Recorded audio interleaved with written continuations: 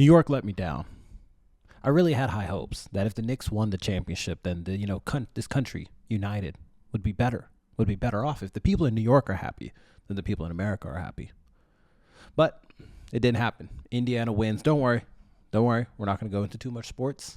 Indiana wins, goes to the finals, and OKC wins on the other side, goes to the finals. So your basketball championship, in case if you're a lady, wanted to have some conversation topics with your guy, you have the Oklahoma City Thunder and the Indiana Pacers in the finals. Everyone's calling it the Paul George finals because of he got traded and then these teams did X, Y, Z, and then they're there. But it doesn't matter.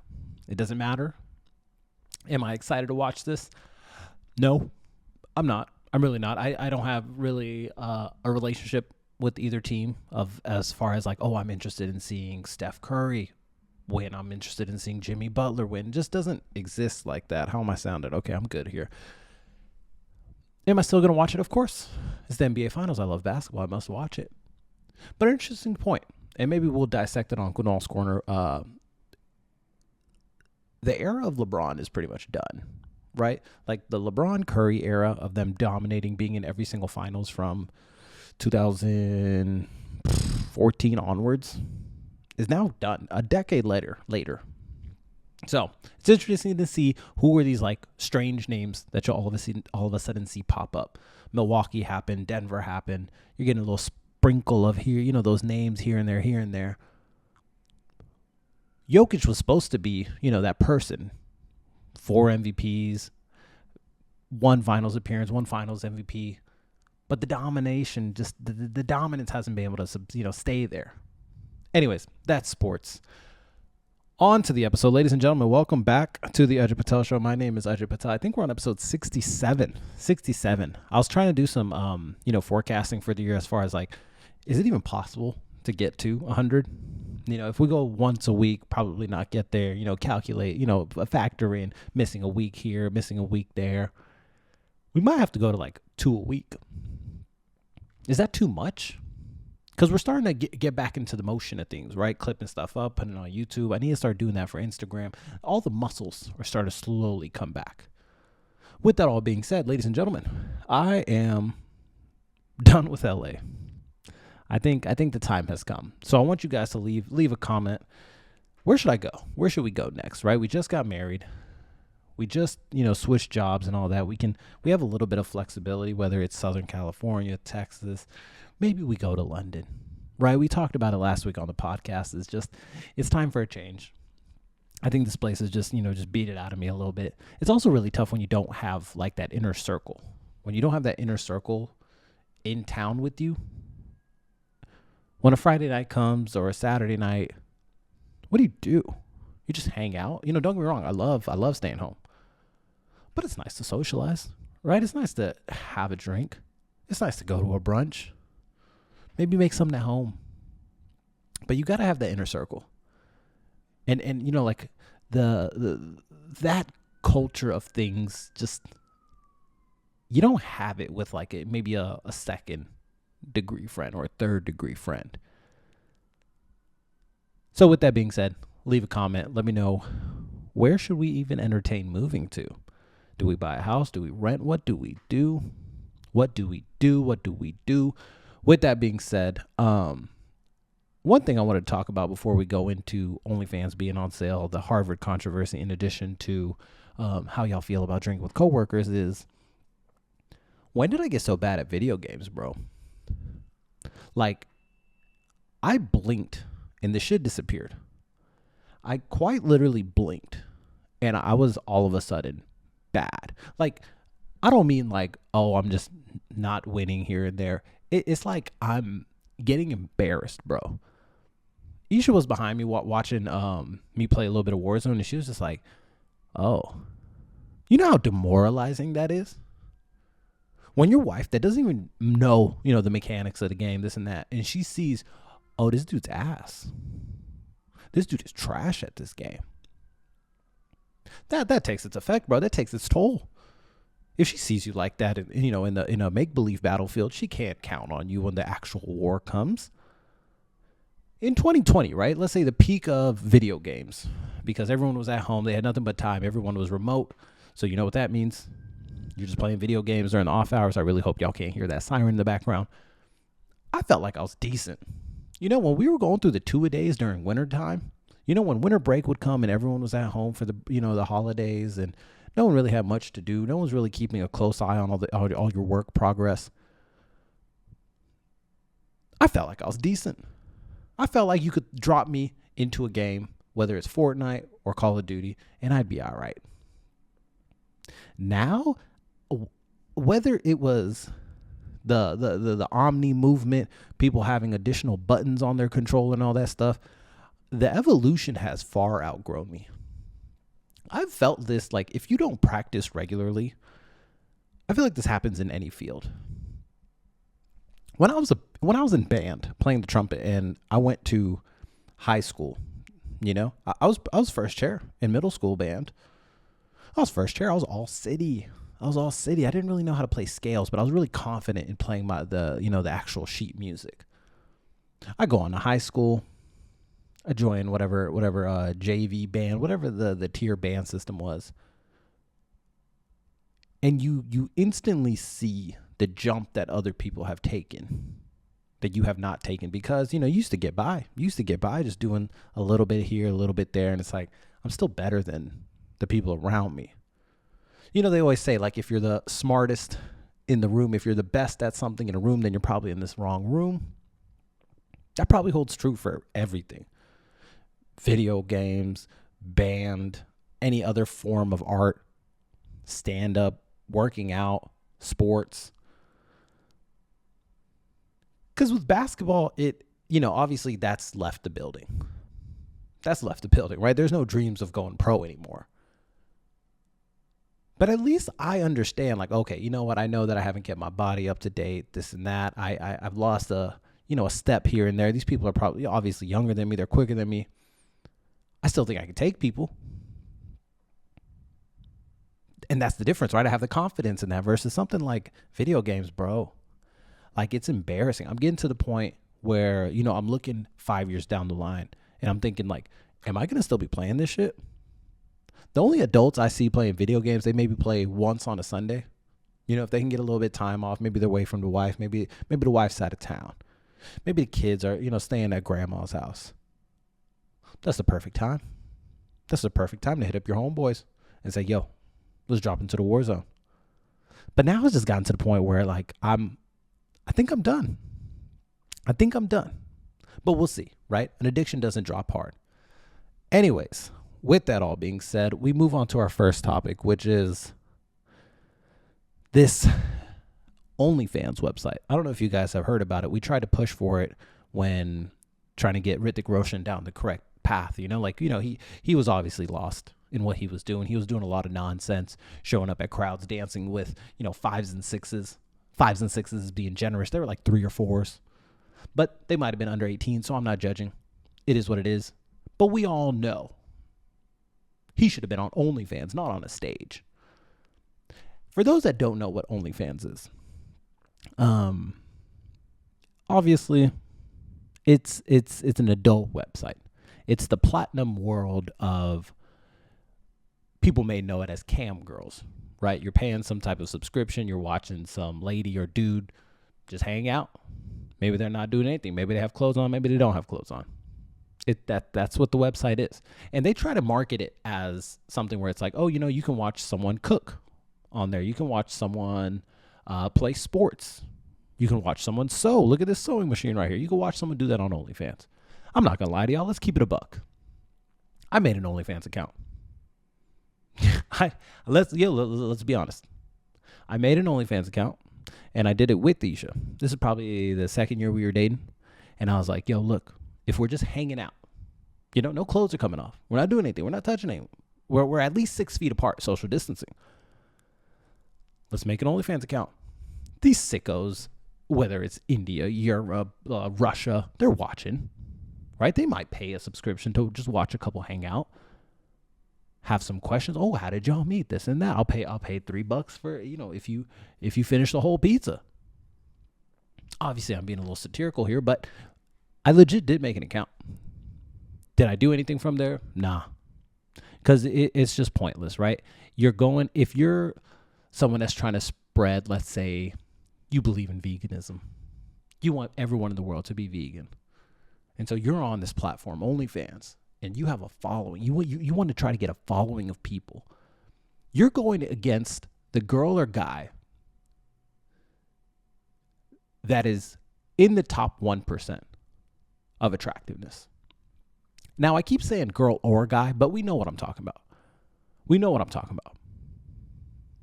So OnlyFans is this website that has kind of stemmed off of this, this backbone of the world of two things. Two things have come to light in the last probably decade: gambling and porn.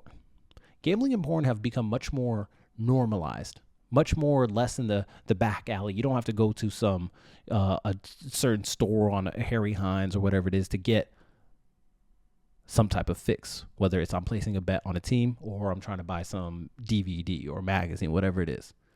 Is this an uncomfortable conversation? Look, if you're a family member listening to this, just remember, it is what it is. You can skip forward. I think we have chapters, but let's look at exactly how much are they selling for and kind of the stuff behind it. OnlyFans, the London-based subscription platform known for adult content, is currently exploring a sale valued at approximately $8 billion, including a consortium led by the Los Angeles owner Leonard Radovinsky, who acquired the company in 2018, is in discussion with multiple parties, including a consortium led by the Los Angeles-based investment firm Forest Road Company. OnlyFans has experienced significant growth, with revenues increasing from $375 million in 2020 to $6.6 billion in 2023. God damn. The platform boasts over 4 million content creators and 305 million fan accounts, taking a 20% commission from creator earnings. Damn. 20% commission. Radovinsky has reportedly received over $1 billion in dividends since acquiring the company. Now, the challenges that they're facing in this sale is $8 billion is crazy, right? $8 billion is nuts. But if you're seeing the numbers and you received $1 billion in dividends since acquiring the company, so that's 2018 to, let's say the last earnings report was 2023, 2024, 8 years to make $1 billion.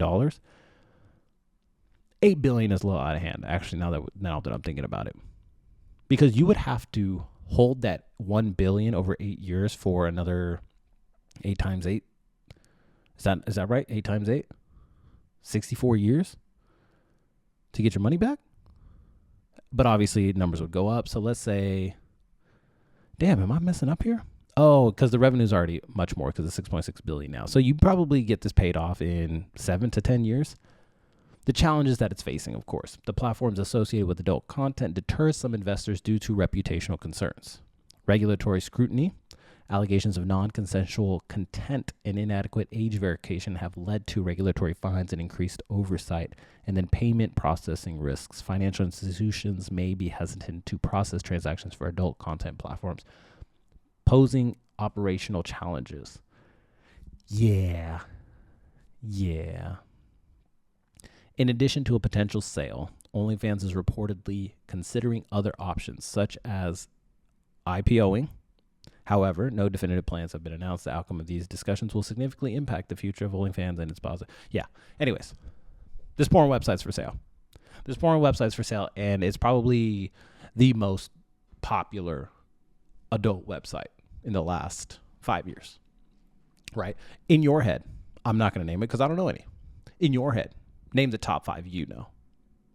Maybe comment. Actually, don't do that. I don't want to get flagged. Don't do that, please. But OnlyFans has become that popular where if you say like, oh, yo, you got an OnlyFans, like people know exactly what you mean, right? They say, oh, okay. Like they're probably showing some ass on the internet and getting paid millions for it. The cloak of all of this stuff, right? The cloak of, like I said, gambling, the cloak of sex in general has become much more transparent now. Whether it's the world of, let's say, sex workers, let's say the world of strip clubs, let's say the world of adult websites. these people have become much more front facing, right? The transparency is much greater. A person that you a person that you may have known in the industry is now on different people's podcasts. They have their own business. They have the power of control, similar to the music business, where you don't have to report to a label and then they own the rights to all of your content, right? You've probably seen a lot of stories of adult stars leaving the business and then coming back and suing, being like, hey, I don't give the consent to do X, Y, and Z. And then the business simply replies saying, yo, you did. Similar to the Chappelle story, right? This is show business in general. Show business in general. Now you add on the deep pockets, the money that's being printed out over some of these websites. The Dave Chappelle thing, for those that don't know, was basically he signed over his rights to creating another season, got lowballed, eventually just didn't like the deal, tried to push back. He got pushed back on. When he pushed back, they said, yo, we'll just turn this story into you're a crackhead, X, Y, and Z, which is exactly what they did. He dips to Africa. They call him a crackhead. He comes back as probably the most victorious comedian of all time, making for the greatest story. And that's what's happened across all businesses, all showbiz operations, whether it's music, comedy, adult entertainment. And so it's interesting to see you have basically a bunch of people that run their own shop, right? Like, let's say you are a Poshmark, a Facebook Marketplace pro.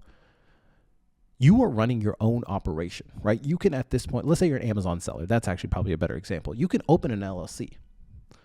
You can open an LLC or maybe just a sole proprietorship and say, hey, look, this is my revenue.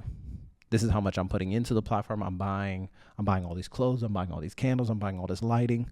And this is my business. This is my business. You'll probably take a loss for a couple of years. But then when you're printing money like this, it's your business, right? And you're using this platform to make all that money. So kind of trying to bring it to a close here is just like, from some of the stuff I've heard, I think that this will probably sell for something closer to $4 billion, which is still insane, right? It's still an amazing number compared to I really want to know how much he acquired it for.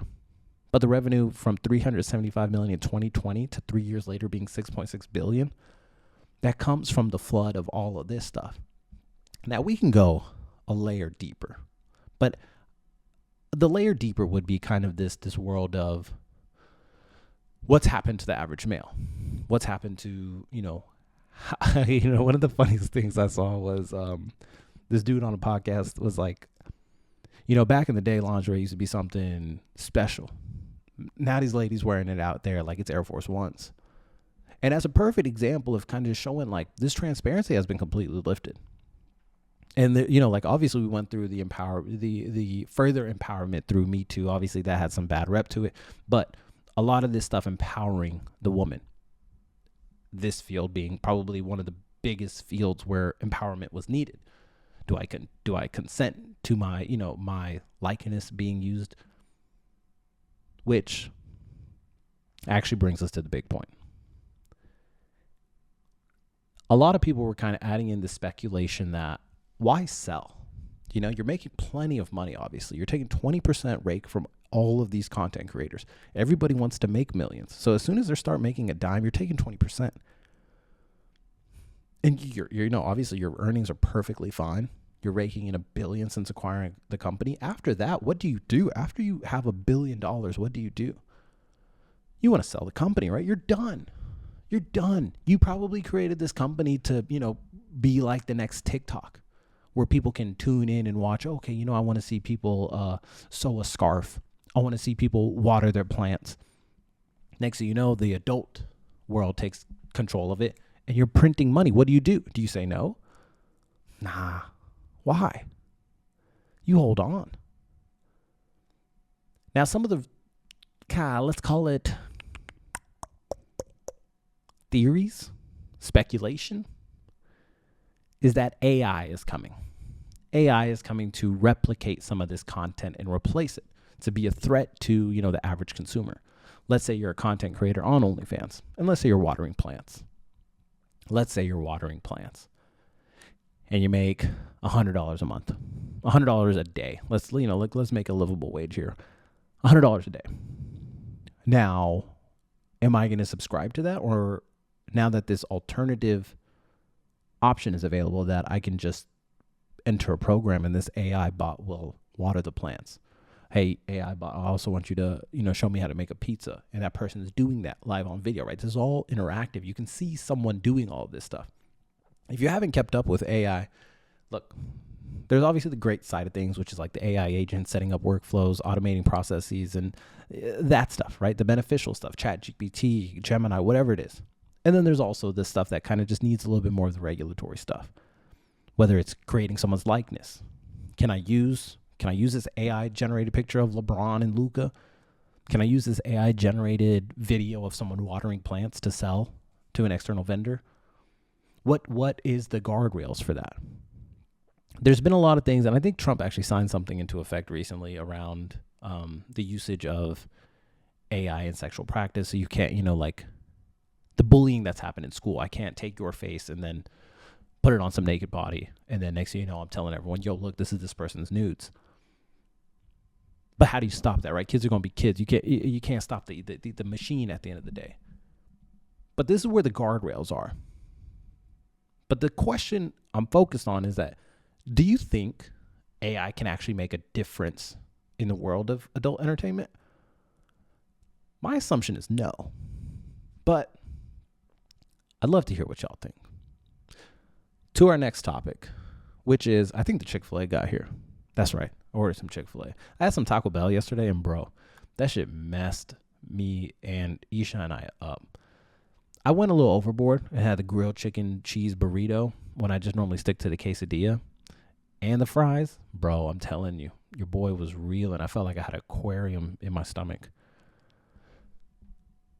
More importantly,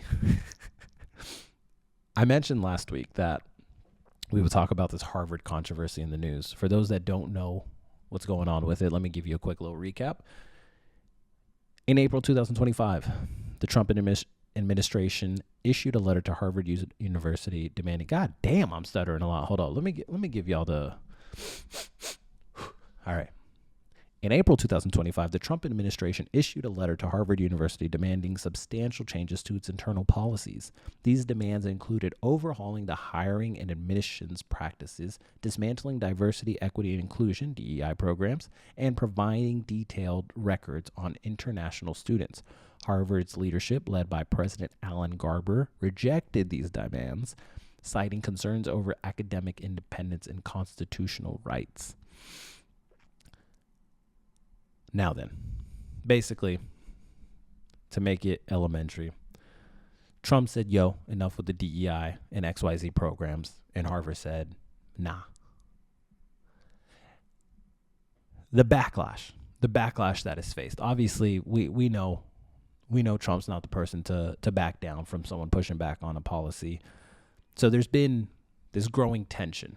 And if you're a student at Harvard or a kind of student entering this university space, maybe you're in high school, obviously people, I think the average age of this show is probably well past college, but I guess more so for informational purposes.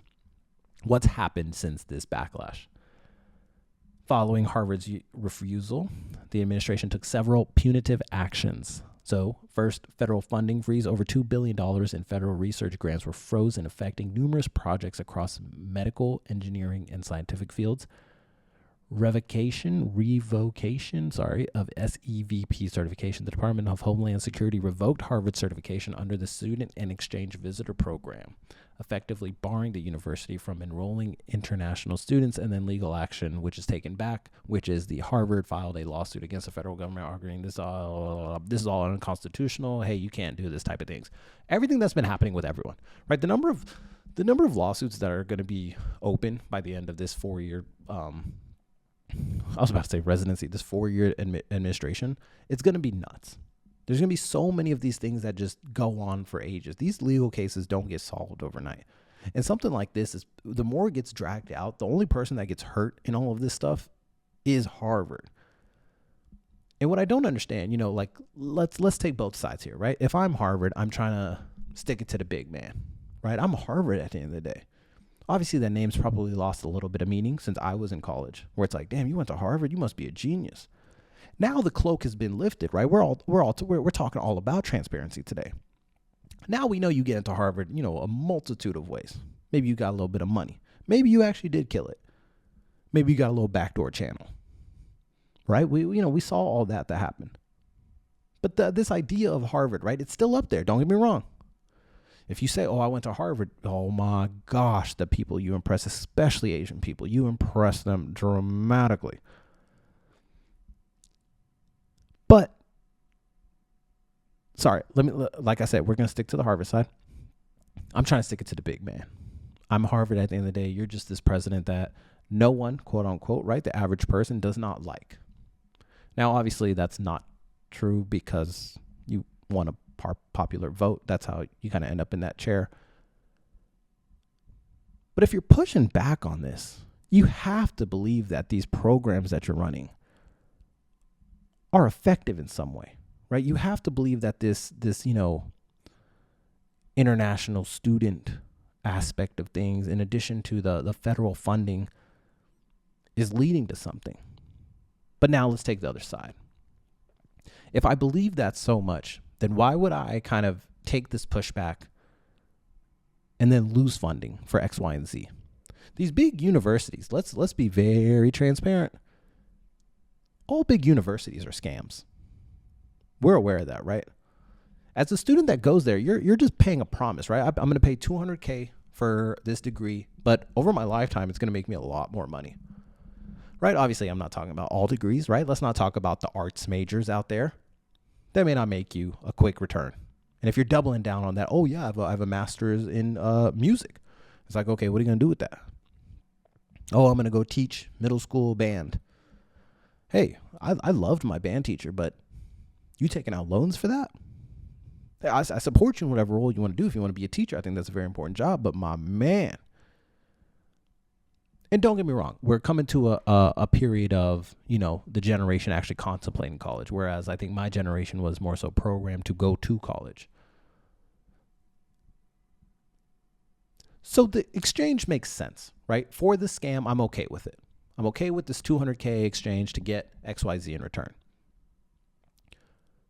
But if you're Harvard, what are you thinking, bro?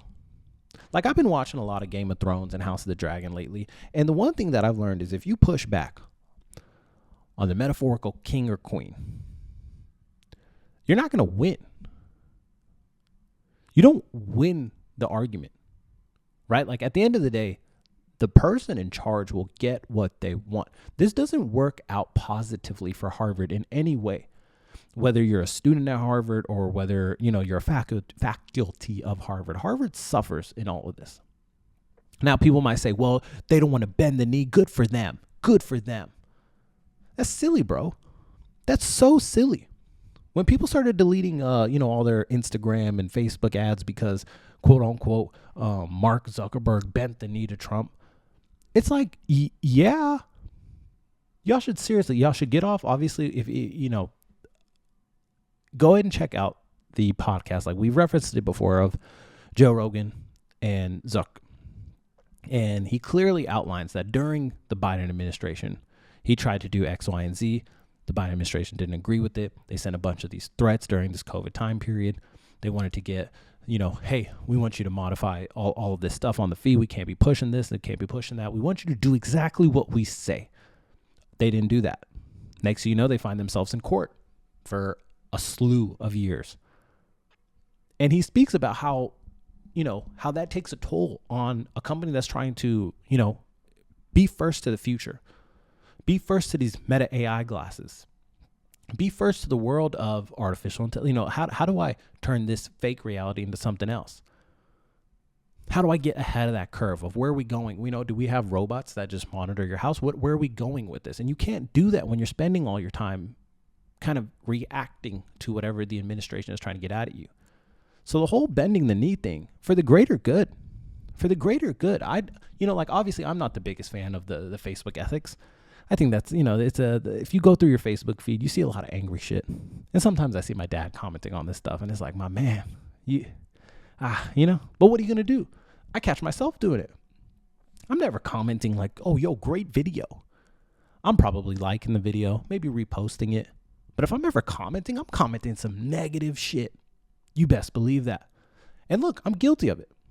And I don't want it to get pushed on people's feeds and stuff like that, which I think Facebook does. Anyways, my quarrel isn't with Facebook. But I understand when you quote unquote bend the knee. If you're Harvard, you just go into it. You say, all right, cool. No DEI programs. I get it. In what world do you think that you're going to be the exception for this rule? Right? Workplaces have started to push back for it.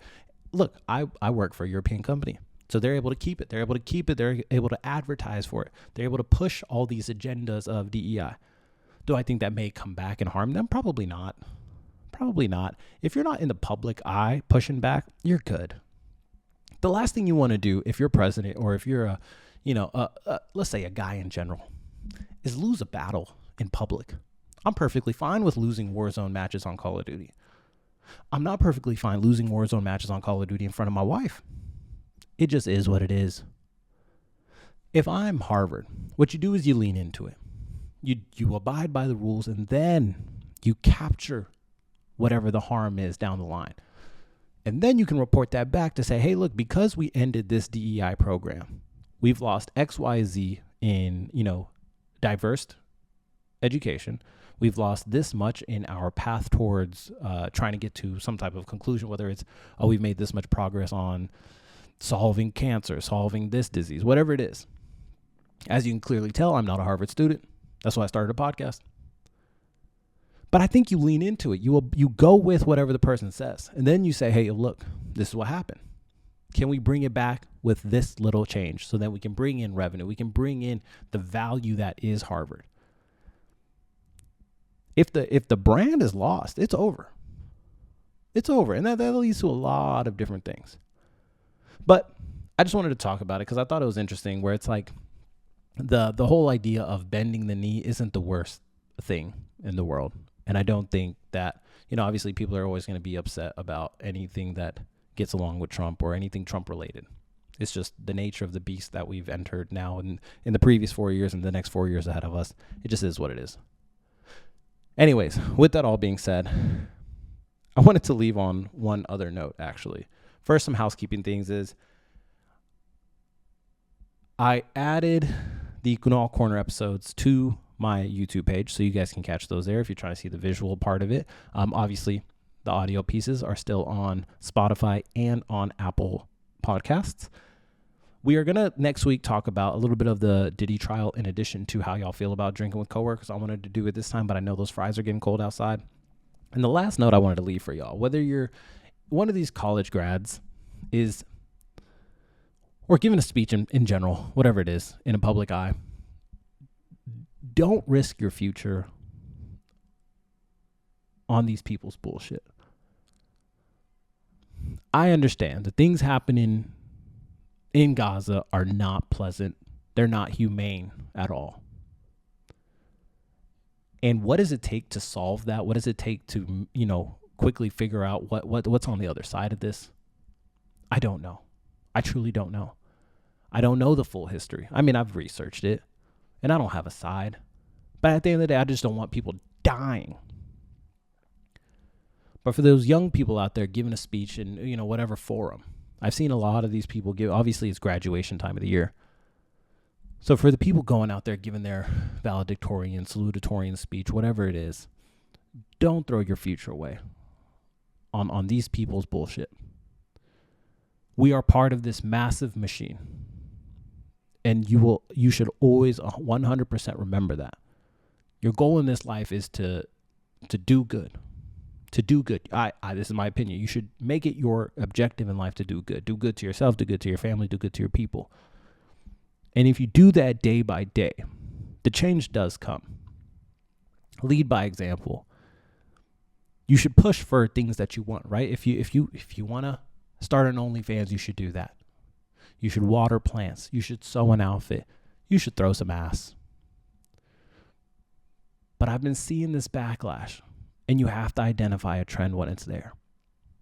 And that's not to say you don't do it, right? But yeah, you got to adjust. If you see someone run up there, out of the 100 men that go against this one gorilla, if the first guy runs up there and gets his head chopped off, Maybe you don't run up there. Maybe you figure out a strategy. So I leave with that note. And with that all being said, ladies and gentlemen, don't forget to comment, like, and subscribe. Obviously, I have been Ajay Patel. I will see you guys next week. Happy Pride Month. Huh? Yeah, wait until the end of the episode. What does this come out on June 3rd? Happy Pride Month, man. Maybe next week we can talk about how these companies kind of been just taking advantage of some of these things. Huh? Should we get a little spicy? Nah, we'll find out. Ladies and gentlemen, I'll see you guys next week. And